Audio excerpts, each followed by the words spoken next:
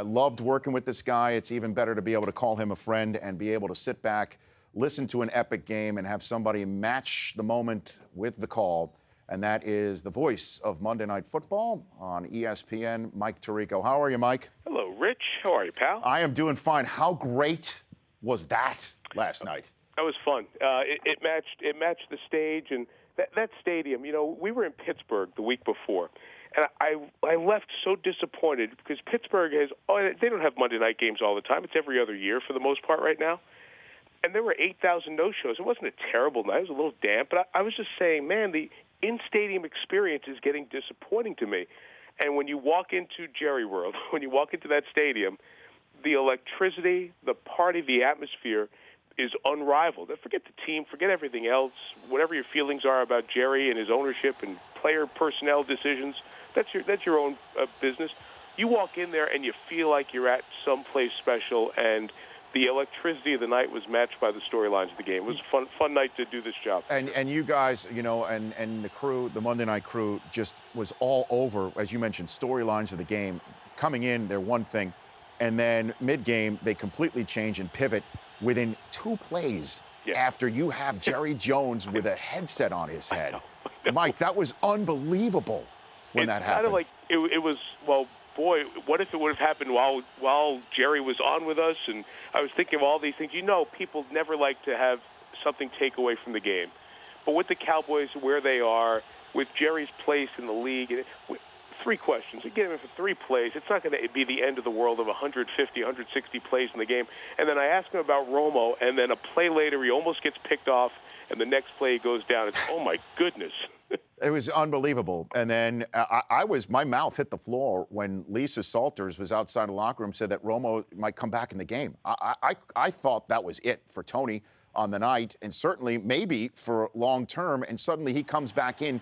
What were your thoughts? Do you think he should have come back in based on the eye test that you gave last night? Yeah, it's one of those nights, Rich, that you love. There's nothing that replaces doing the game for me, but it's one of those nights that I wish we were on the post game for a half hour to talk about it, because there were so many things going on that the most important thing was the next play, because the next play could have changed the game for the last 45 minutes of it.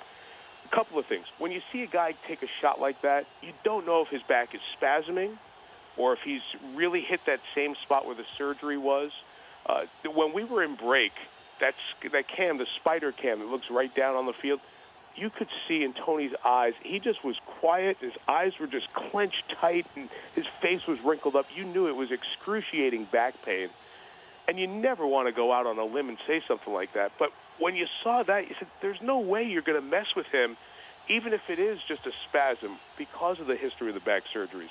And I thought that the give and take between the doctors on the sideline was telling.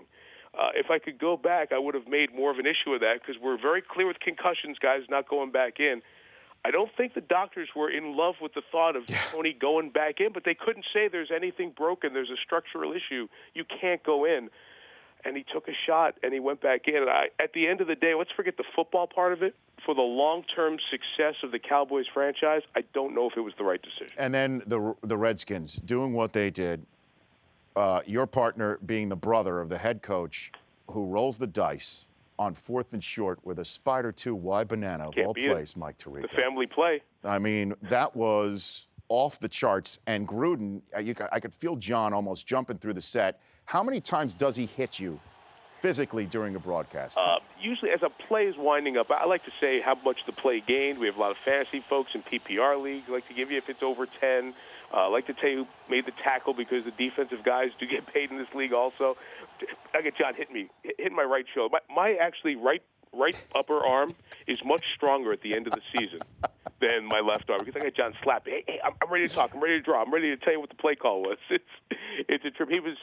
Those games have been hard for Jon, no doubt, because it's your brother. It's his first experience as a head coach. It's not a very good team, and you're on your 3rd quarterback in 8 games. So to watch Jon watch his brother and try to still be an analyst of the game itself, it was it was pretty interesting. It's funny, people always criticize Jon for not being tough enough, and then people were criticizing him for being too tough on Colt McCoy. It's the perfect example of nobody's ever happy. Then I got 3 minutes left with you. So you've got next up on your schedule is the opening of the NBA season, correct? Is yes, that next up I've come home. It's like those airplanes that pull into a gate, Yeah. and then they clean the plane, and you turn it around and go back out.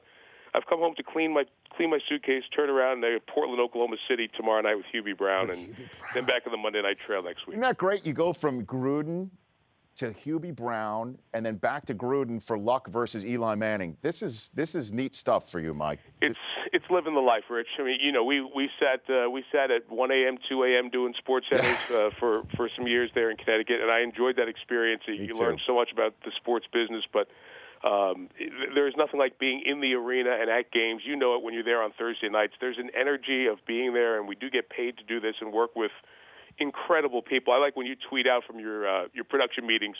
You're sitting around 3 Hall of Famers, 4 Hall of Famers. Yep.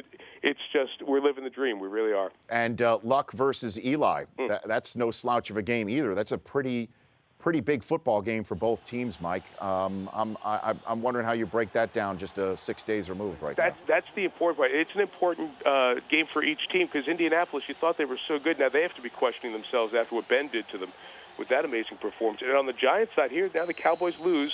The Giants will get the Eagles and Cowboys in New Jersey still to come, so they can't afford another slip-up. They're probably not close enough to win this division, but there are opportunities now because some of those teams, you start looking at the NFC standings right now at the halfway point, you're looking at some teams that you thought were going to be in the playoffs going to have a really hard second half to get there. So every week, huge, especially for these NFC teams. Yeah, and I don't know if you saw this because you've been busy traveling, but last Friday, sitting here in this chair, guest hosting my show, your former sideline reporter, Susie Schuster. I heard about that. She crushed it, Mike. I heard she crushed it, and she's planning on doing that again in December, right? She is, and maybe she might get another. I think we're going to get her back in here in November as well. She has already tried to line me up as a guest. And I absolutely said I committed to her as a guest before I commit to you as a guest. Okay. At least I worked with her, and she was good to work with as opposed to you. I know. I was a mess. I was a mess back in the day. Mike, thanks for calling in. I appreciate it. Anytime, pal. Best of the fam. You bet. Same to you. Soon. That's the man. That's Mike Tirico. The Rich Eisen Show, weekdays at noon Eastern. On Audience.